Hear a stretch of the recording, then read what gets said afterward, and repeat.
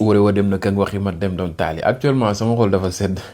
muy championnat yi tàmbaleeti na mais Angleterre Chelsea ak kooke di Fulham bi match neex bi ni mel gëj naa gis li mel en tout cas ça démarre fort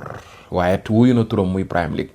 Alonso contre kooke di Arbeloa ñaari ancien coach Real Madrid nga xam ne maanaam ci benn année bi fa lañ nekk ndowoon ñoom ñaar ñëpp ku ne war a prouver foofee ca Angleterre mais Alonso il a tout pour réussir foofee ca Chelsea li waral li ni mel mooy que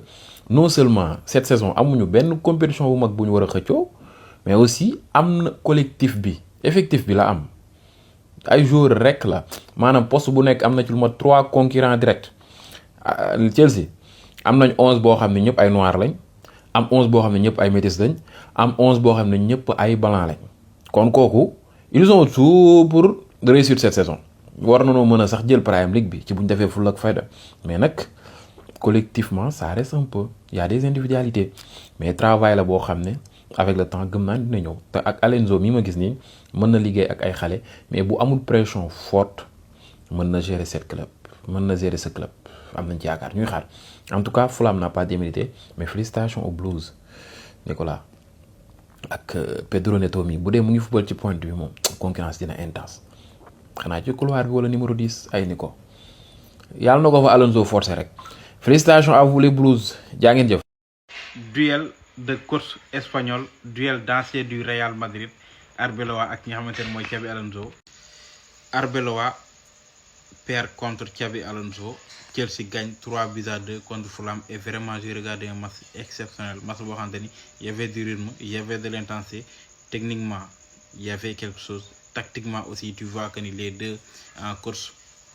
am nañ bagage. Là, Gonzalo Garcia aussi a marqué son but, premier but pour son nouveau club, l'ancien du Real Madrid. Palacios aussi a été titulaire. Ça se voit que Arbeloa xam na leen te da leen jox confiance ñoom ñëpp ils sont des titulaires fële ca Fulham. Il y a Oscar Bob aussi qui a fait un match exceptionnel. Bu ngeen bëggee seetaan match yi nag dugg leen sama biir boo ko taxee ma jaay application wax de beneen laa ko installé ngeen teg ko à vie abonnement yi c'est toujours disponible mais vraiment pour dire vrai tey Chelsea li ko naroon xañ match bi seen gardien bi la. ki ma dëkkal fii su boobaa Chelsea bi nee na ma Sanchez moom mënu koo gis ay bët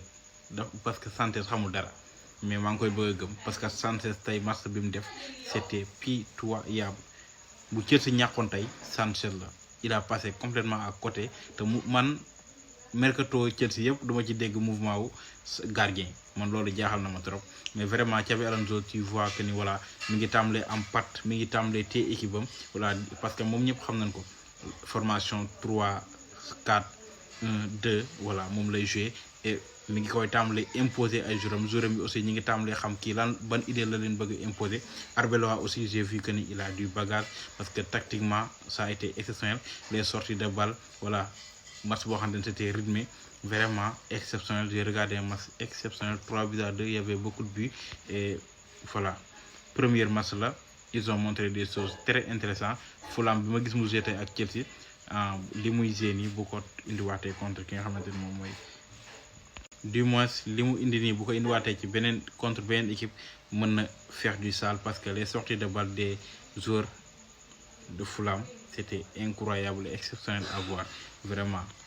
reste à voir mais vraiment Chelsea au moins voilà mu tujjee ak victoire et c'est l'essentiel. non mais gars yi photo bii nii garaaw na mais photo bii fan la yóbbu seen xel tey équipe bu Xabi Alonso bi moom moo doon dajeeg équipe bu Arbeloa bi nekkoon seen première match ñoom ñaar ñëpp en Premier League incroyable duel entre Xabi Alonso ak Arbeloa bi la ñu ko tardé nañ duel bu neex tardé nañ match bu neex on a assisté à une très belle rencontre match bu neex bal bi daw am jeu des deux côtés match bi 3-2 la jeexee match bi dafa commencé déjà 1 minute de jeu sax matagul João Pedro fëkk ci ay permettre Chelsea mën 1-0 mais à la 23e minute de jeu si le King égalisé pour Fulham un but magnifique bii bu nice sax juste avant la pause si le Rogers permettre Chelsea jiituwaat 2-1 ñeneen mi-temps ñëwaat Cole Palmer dugal le but di break permettre Chelsea mën 3-1 mais Gonzalo Garcia lii aussi bi moo nekkoon premier match avec Fulham en Premier League moom mooy réduire score bi mais dayul parce que Fulham day perte match bi 3-2 donc tey mën nañoo ne duel des anciens coachs du Real Madrid bi Xabi Alonso moom moo ko remporté ñoom ñaar ñëpp daaw jaar nañu Real Madrid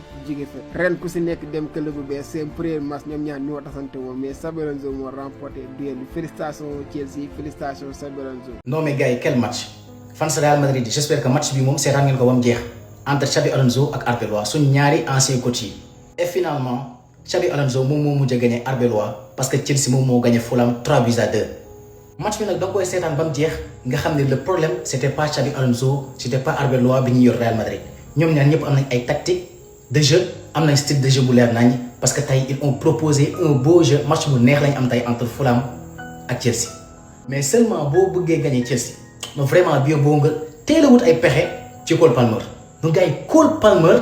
mooy moteur de Chelsea non vraiment il est intenable Cole Palmer gars yi Cole Palmer c'est un joueur tellement sous-estimé damay poser wu 2 questions lan moo tax Thomas Tuchel woowul Cole Palmer daaw ak aussi lan moo tax Carlo Ancelotti woowul João Pedro mënuma comprendre loolu man actuellement parce que mooy ñaari joueurs yi nga xam si ni wax dëgg yàlla actuellement mooy na ñoom ñooy moteur Chelsea ñooy doxal lépp des joueurs techniquement bons tactiquement bons kenn mënu leen marqué. et pour ne pas oublier aussi nos 2 joueurs nos 2 madrilènes muy Gonzalo Garcia ak Palacios ils ont fait un bon match et même Gonzalo Garcia aussi a réussi à marquer un but donc sincèrement ils ont fait un bon match. Palacios aussi bi nga xam si ni milieu excentré la doon jouer mais finalement dafa ñëw serré directement serré ci milieu de terrain bi carrément ils ont fait un bon match même score boobu. donc Fulham c'est quelque chose ils produisent un jeu malheureusement nag ils ont un jeu de gamin ay boy yu ndaw lañ dañuy perte de balle yoo xam si ni après c'est impardonnable équipe adverse da la koy dugal c'est passé loolu moo xew dès les premières secondes malheureusement ñu toj seen kër gi à la 47e seconde xaw ma 46e seconde. en tout cas mu ngi noonu gars yi victoire de Xabi Alonso sur Arbeloa 3-2 malheureusement léegi moom ay match Fulham wala ni seetaan parce que sama coach yoo tax ak sama joueur mu ngi noonu gars yi bon match gars yi.